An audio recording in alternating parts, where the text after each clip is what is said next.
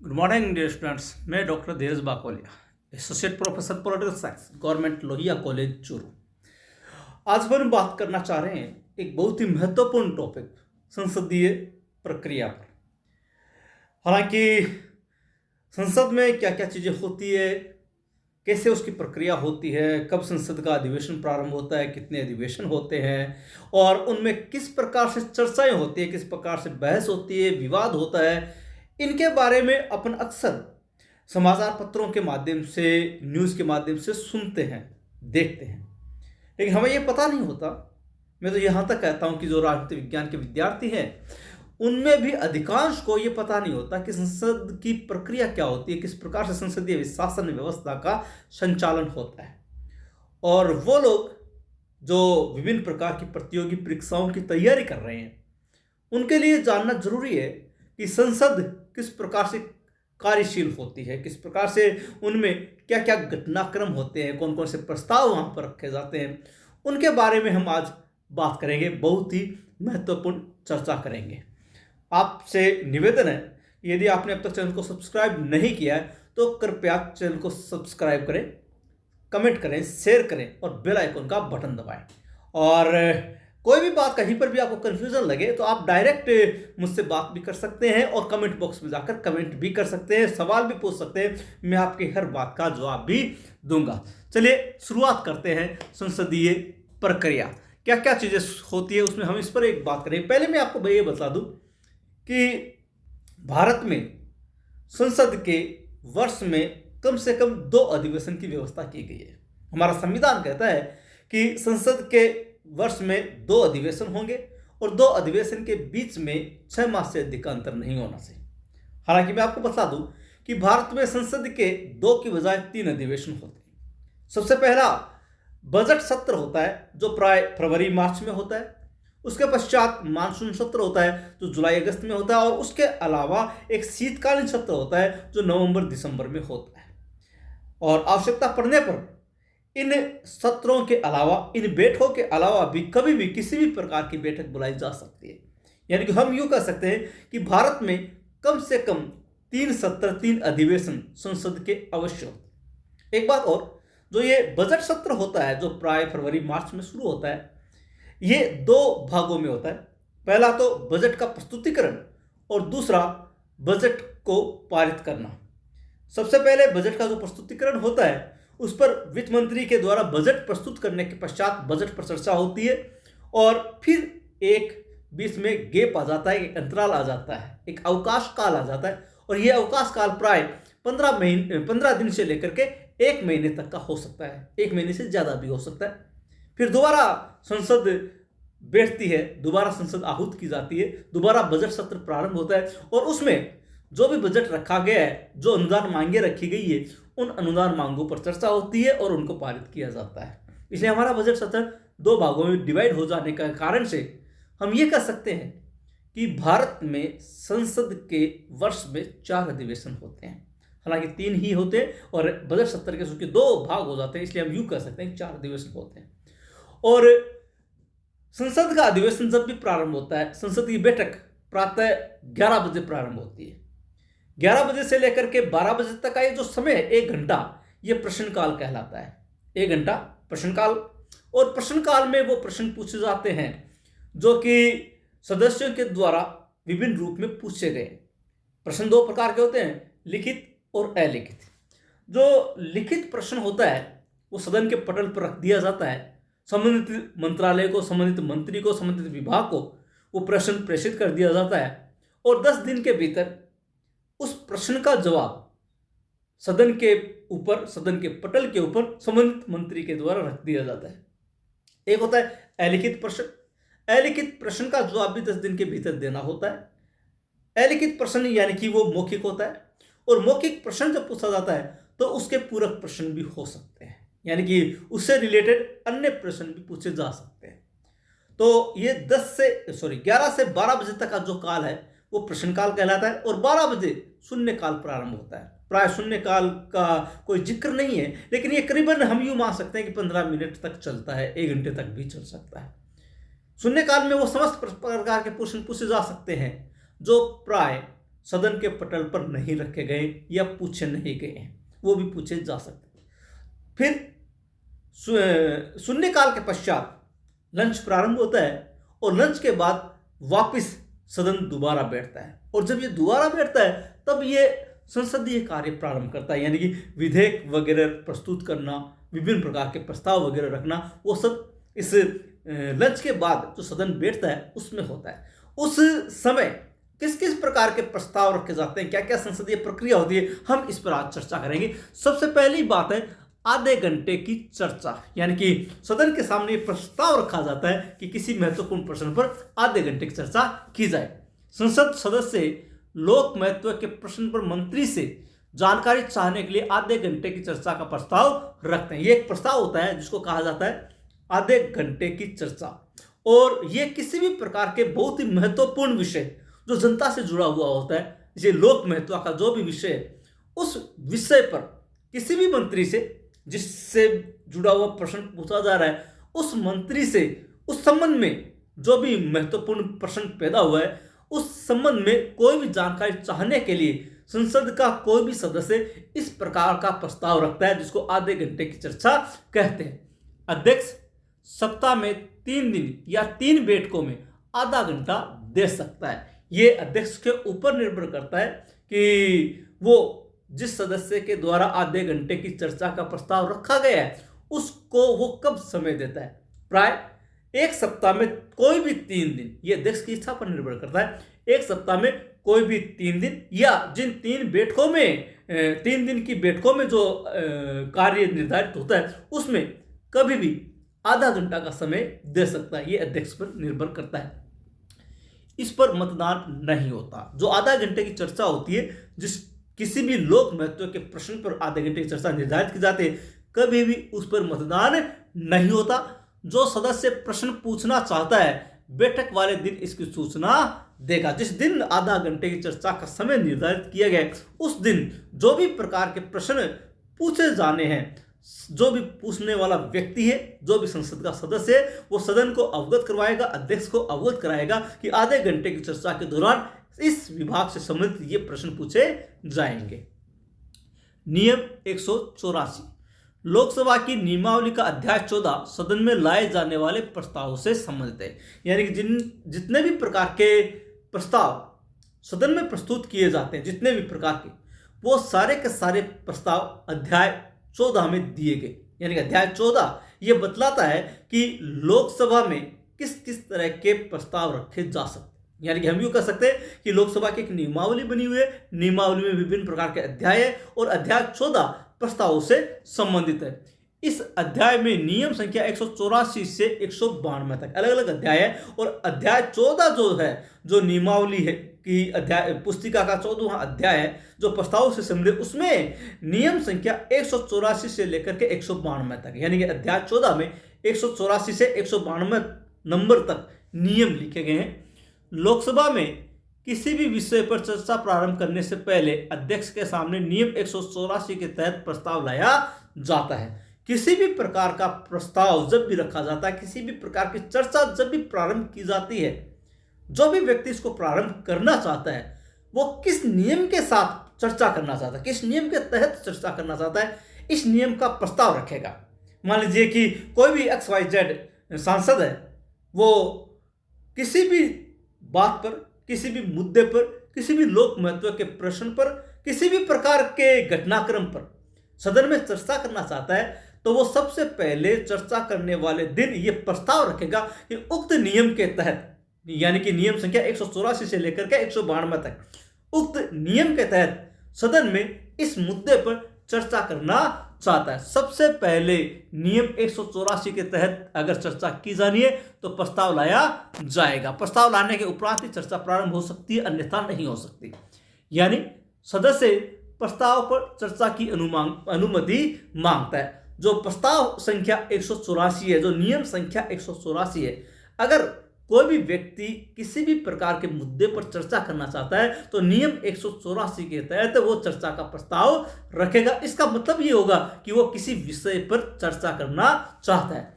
इस नियम के तहत केवल चर्चा होती है, यानी कि नियम 184 है हालांकि ये काफ़ी महत्वपूर्ण नियम माना जाता है। कई बार ये चर्चाओं में भी रहता है, ये अखबार में भी छाया रहता है कि नियम 184 के तहत चर्चा करने का प्रस्ताव सरकार ने ठुकराया, क्योंकि नियम 184 के तहत चर्चा करने का मतलब है कि अंत में इसके ऊपर मतदान होगा।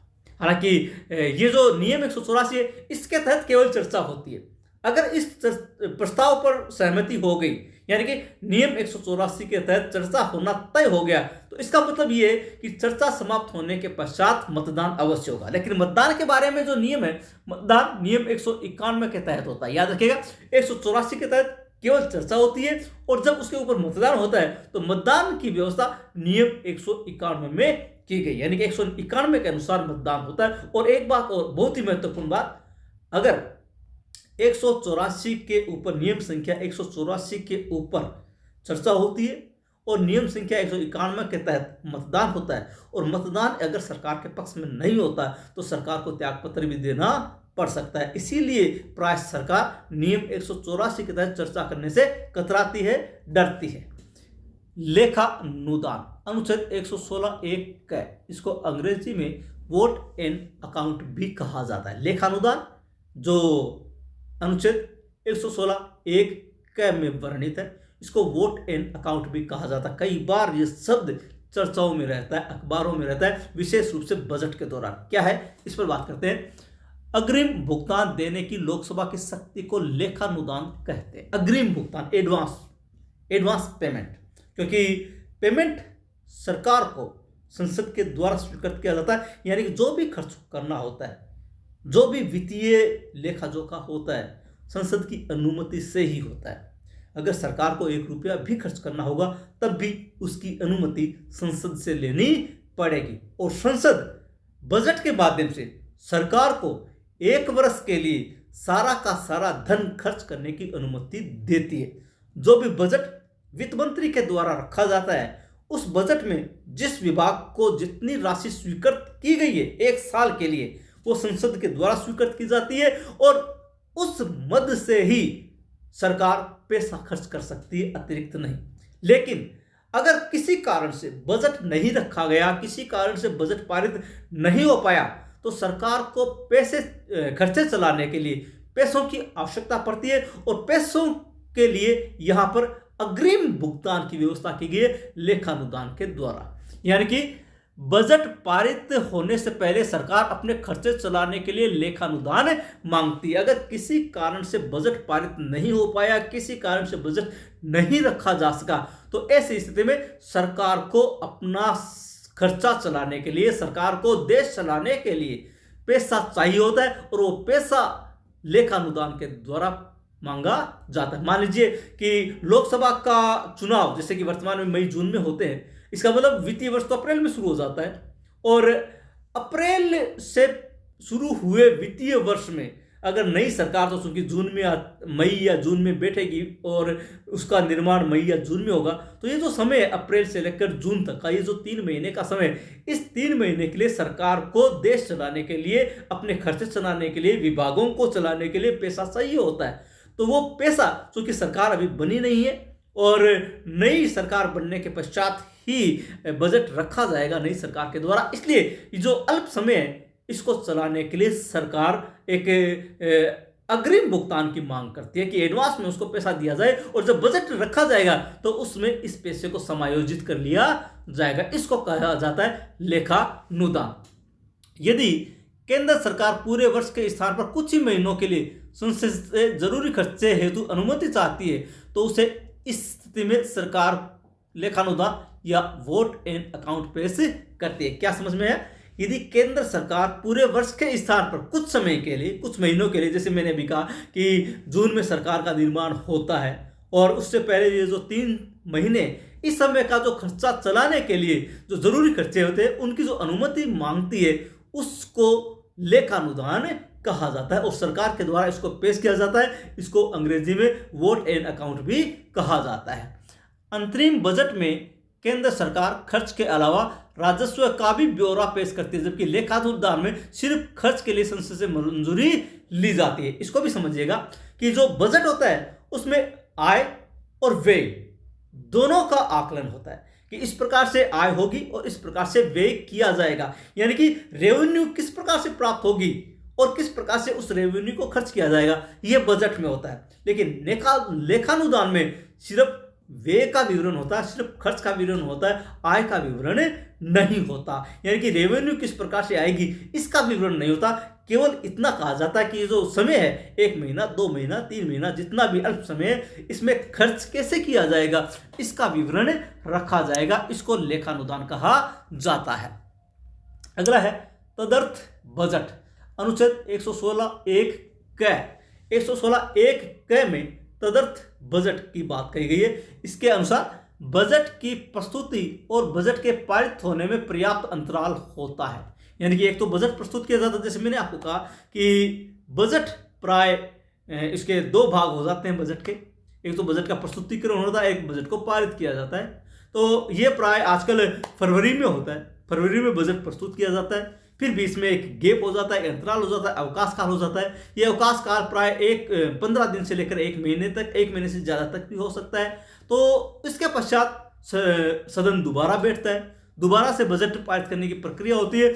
और कई बार ऐसा होता है कि बजट समय पर पारित नहीं हो पाता, यानी कि बजट प्रस्तुत करने में और बजट के पारित होने में काफी लंबा अंतराल हो जाता है, काफी लंबा गैप हो जाता है। और कई बार अपरिहार्य कारणों से बजट समय पर प्रस्तुत नहीं हो पाता। कुछ ऐसी परिस्थिति आ गई कि बजट समय पर प्रस्तुत नहीं किया जा सका, जिस समय चूंकि हमारा वित्तीय वर्ष तो 1 अप्रैल से 31 मार्च तक है, 1 अप्रैल से वित्तीय वर्ष प्रारंभ हो जाता है, लेकिन किसी कारण से 1 अप्रैल तक सदन ने बजट पारित नहीं किया है और नया वित्तीय वर्ष शुरू हो गया है, और तो इसे खर्च करने के लिए पैसा चाहिए होता है। तो इस अंतराल की अवधि में व्यय की पूर्ति के लिए अग्रिम भुक्त अनुदान संसद द्वारा स्वीकृत करवा लिया जाता है। ये जो कुछ समय होता है जहां बजट पारित नहीं किया गया, बजट अब तक स्वीकृत नहीं हुआ और वित्तीय वर्ष प्रारंभ हो चुका है, तो ये जो भी समय है, इस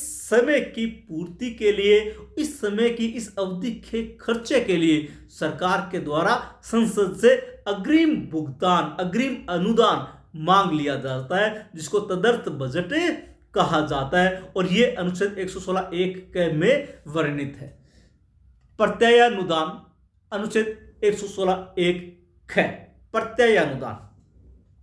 जब किसी सेवा की महत्ता या उसके अनिश्चित रूप के कारण मांग ऐसे ब्यौरे के साथ प्रस्तुत नहीं की जा सकती जो बजट में सामान्यतया दिया जाता है, यानी कि सरकार 1 वर्ष में क्या क्या कार्य करेगी, 1 वर्ष में किस चीज पर कितना पैसा व्यय करेगी, ये पैसा कहाँ से आएगा, इसका सारा का सारा विवरण जो है बजट में होता है।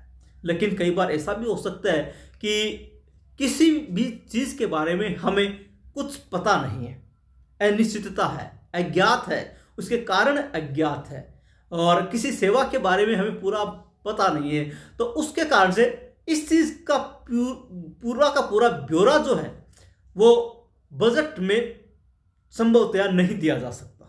किसी कारण से किसी की चीज के बारे में, किसी सेवा के बारे में, किसी कार्य के बारे में, किसी व्यय के बारे में हमें कुछ अता पता नहीं है, पूरी तरह से हम निश्चित नहीं है, और इसके कारण से जब हम निश्चित नहीं है तो निश्चित रूप से हम उसका पूरा का पूरा ब्यौरा भी सदन के सामने नहीं रख सकते। तो बजट में जो आमतौर पर रखा जाता है, जैसे कि 108 प्रकार के अनुदान मांगे रखी जाती है, हमें पता है कि 108 प्रकार के अनुदान मांगे हैं, और उन अनुदान मांगों के ऊपर हमें सदन में बहस करनी है, प्रस्ताव रखने हैं, उसको पारित करवाना है। लेकिन कई ऐसी चीज भी हो सकती है जिसके बारे में हमें कोई जानकारी नहीं है, ठीक प्रकार से जानकारी नहीं है। तब भारत के संपत्ति स्रोतों पर अप्रत्याशित मांग की पूर्ति के लिए अनुदान मांगा जाता है, इसे प्रत्यय अनुदान कहा जाता है। यह अप्रत्याशित होता है, यानी कि जिसके बारे में हमें पता नहीं होता, अचानक कोई ऐसी चीज प्रकट हो जाती है, अचानक कोई ऐसा काम आ जाता है जिसके बारे में हम ठीक से वर्णित नहीं कर सकते। ऐसी स्थिति में भारत की जो संचित निधि है उससे खर्च करने के लिए, उस अप्रत्याशित मांग की पूर्ति के लिए सरकार सदन से जो अनुदान मांगती है, सरकार सदन से जो अनुमति मांगती है, उसको प्रत्यय अनुदान कहा जाता है। अपवाद अनुदान, अनुच्छेद 116(1) अपवाद अनुदान, अपवाद के रूप में जो वास्तव में नहीं होता, जिसका वर्णन नहीं होता, वह अनुदान जो किसी वित्तीय वर्ष की चालू सेवा का भाग नहीं है, जो किसी वित्तीय वर्ष की चालू सेवा का, यानी कि हमने जिसके बारे में बजट में कोई प्रावधान नहीं किया, जिसके बारे में हमें पता नहीं था कि इस प्रकार की चीज पैदा हो जाएगी। जैसे फॉर एग्जांपल कि भारत ने बजट प्रस्तुत किया एक वित्तीय वर्ष के लिए 1 अप्रैल से 31 मार्च तक के, इस दौरान ऐसी चीज प्रकट हो गई जिसके बारे में हमें कोई जानकारी नहीं थी। मान लीजिए कोई महामारी फैल गई, जैसे कि कोरोना फैला था, हमें इसके बारे में कोई जानकारी नहीं थी, तो ऐसे में हमें एकाएक खर्चा करना पड़ता है। तो इसके लिए हमें धन चाहिए होता है। वो धन आएगा कहां से? हमने तो उसकी अनुमति नहीं ली, हमने तो संसद से उसका कार्य स्वीकृत ही नहीं करवाया, हमने संसद के सामने ऐसी चीज रखी ही नहीं, संसद ऐसी हमें कोई स्वीकृति ही नहीं दी। क्योंकि मैंने क्या कहा आपको कि बिना संसद की स्वीकृति के 1 रुपया भी खर्च नहीं किया जा सकता। तो ऐसी स्थिति में जो ऐसे विशेष कार्य आ जाते हैं जो उस समय हमारे सामने नहीं थे, जिसमें हमने कहीं पर भी कोई प्रावधान नहीं किया था, जो चालू सेवा का भाग नहीं था, यह किसी विशेष उद्देश्य के लिए प्रदान किया जाता है। यानी कोई विशेष उद्देश्य एकदम से प्रकट हो जाता है जिसके बारे में हमें कोई जानकारी नहीं होती, तब अपवाद अनुदान रखा जाता है। यानी कि अपवाद के रूप में ऐसा धन अनुमति प्रदान करना जो बजट में प्रस्तुत नहीं किया गया, जिसके बारे में सरकार को कहीं से भी कोई भान नहीं था, कोई आभास नहीं था, और ऐसी चीज पैदा हो गई किसी विशेष उद्देश्य की पूर्ति के लिए, फिर यह रखा जाता है जिसको कि अपवाद अनुदान कहा जाता है। विनियोग विधेयक अनुच्छेद 114, इसको ध्यान से समझिएगा। जब सभी अनुदानों की मांगे पारित कर ली जाती है, तब अनुदानों और भारत की संचित निधि में से विनियोग करने की व्यवस्था करने के लिए विधेयक रखा जाता है, तो विनियोग विधेयक कहलाता है। अब मैं आपको एग्जांपल देता हूं कि जैसे बजट रखा गया फरवरी मार्च में, 31 मार्च से पहले पहले बजट स्वीकृत कर लिया जाता है ताकि सरकार 1 अप्रैल से धन खर्च कर सके। मान लीजिए चिकित्सा विभाग के लिए सरकार ने 10,000 करोड़ रुपए का प्रावधान किया। फॉर एग्जाम्पल मान लीजिए सरकार ने 10,000 करोड़ रुपए का प्रावधान किया, संसद ने 10,000 करोड़ रुपए चिकित्सा के खर्चे के लिए अनुमति प्रदान कर दी, यानी कि बजट को स्वीकार कर लिया। अभी जो 10,000 करोड़ रुपए का जो बजट संसद ने स्वीकृत किया है, इस धन को खर्च करने के लिए और भारत की संचित निधि से वो पैसा निकालने के लिए जो विधेयक रखा जाता है उसको विनियोग विधेयक कहा जाता है। यानी कि संसद ने जो बजट स्वीकृत किया जिस विभाग के लिए भी किया, मान लीजिए रक्षा विभाग के लिए 1 लाख करोड़ रुपए की अनुमति प्रदान की। अब हमें जिस काम के लिए अनुमति प्रदान की गई है, मान लीजिए 1 लाख करोड़ रुपए आपको लिए, इतने तो आप शस्त्र खरीद सकते हैं, इतने आप आधुनिकीकरण पर लगा सकते हैं, इतने आप सैनिकों को वेतन भत्ते आदि सुविधाएं दे सकते हैं। तो जो भी काम हम करेंगे, जो भी पैसा हमें निकालना होगा भारत की संचित निधि से, बजट में से स्वीकृत किए गए धन में से, उसके लिए हमें पहले विनियोग विधेयक रखना पड़ेगा। विनियोग विधेयक सदन से पारित होने के पश्चात सरकार को उस धन को खर्च करने का अधिकार प्राप्त हो जाता है।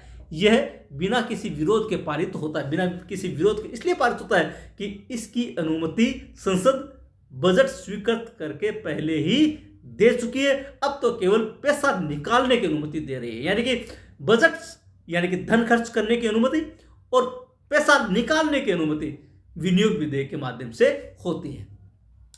अनुपूरक अनुदान किसी वर्ष के लिए सरकार द्वारा निर्धारित व्यय को पूरा करने के लिए आवश्यक अतिरिक्त अनुदान को अनुपूरक अनुदान कहा जाता है। ध्यान से समझिएगा, किसी वर्ष के लिए, मान लीजिए हमारा वर्ष 1 अप्रैल से 31 मार्च तक चलता है, ये जो अवधि है सरकार द्वारा निर्धारित व्यय को, जैसे मैंने कहा अभी आपको कि चिकित्सा के लिए मान लीजिए 10,000 करोड़ रुपए उसने स्वीकृत किए। धन कितना खर्च है? 10,000 करोड़ रुपए स्वीकृत है, को पूरा करने के लिए आवश्यक अतिरिक्त अनुदान, यानी कि मान लीजिए हमने तो पैसा तो 10,000 करोड़ रुपए तय किया और मान लीजिए खर्च हो रहा है 12,000 करोड़ रुपए, यानी 2,000 करोड़ रुपए में और चाहिए, वो पैसा उसकी स्वीकृति तो संसद ने दी नहीं है। तब उसके लिए हम क्या करेंगे?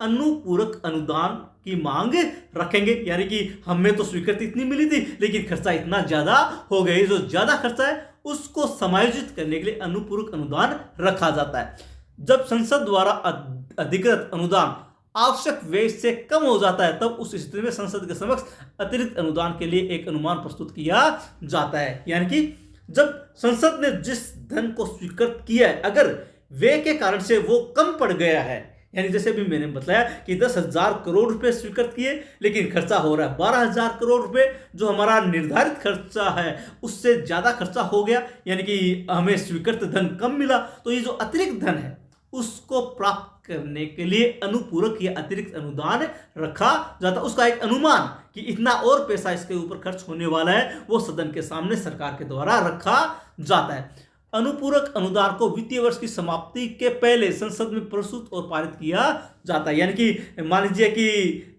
31 मार्च तक हमारा वित्तीय वर्ष समाप्त होने वाला है और हमारा जो स्वीकृत धन था वो जनवरी में ही खत्म हो गया।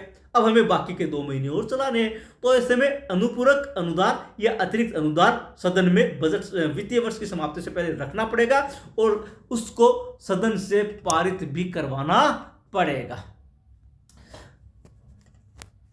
भारतीय संविधान के अनुच्छेद 115 के तहत अतिरिक्त या अधिक अनुदान के साथ अनुपूरक अनुदान का प्रावधान किया गया। इसको एडिशनल और एक्सेस ग्रांट भी कहा जाता है। भारतीय संविधान का अनुच्छेद 115 जो है वो अतिरिक्त या अधिक अनुदान या अनुपूरक अनुदान का प्रावधान करता है और सरकार 115 अनुच्छेद 115 के तहत अतिरिक्त अनुदान की मांग कर सकती है। तो ये थे कुछ प्रस्ताव। आगे अपन अगले वीडियो में इसको और आगे बढ़ाएंगे। अभी भी बहुत सी बातें हैं संसदीय प्रक्रिया के तहत शेष है। आशा है आपको वीडियो पसंद आया होगा। बहुत ही महत्वपूर्ण जानकारी है, हर प्रतियोगी परीक्षा की तैयारी करने वाले विद्यार्थी के लिए बहुत ही महत्वपूर्ण जानकारी है। इसको गंभीरता से लीजिएगा। कोई भी कंफ्यूजन हो तो आप कमेंट बॉक्स में जाकर लिखें। और फिर से निवेदन, आपने अगर चैनल को सब्सक्राइब नहीं किया तो प्लीज चैनल को सब्सक्राइब करें। मिलते हैं अगले वीडियो में एक नए टॉपिक के साथ, तब तक के लिए धन्यवाद।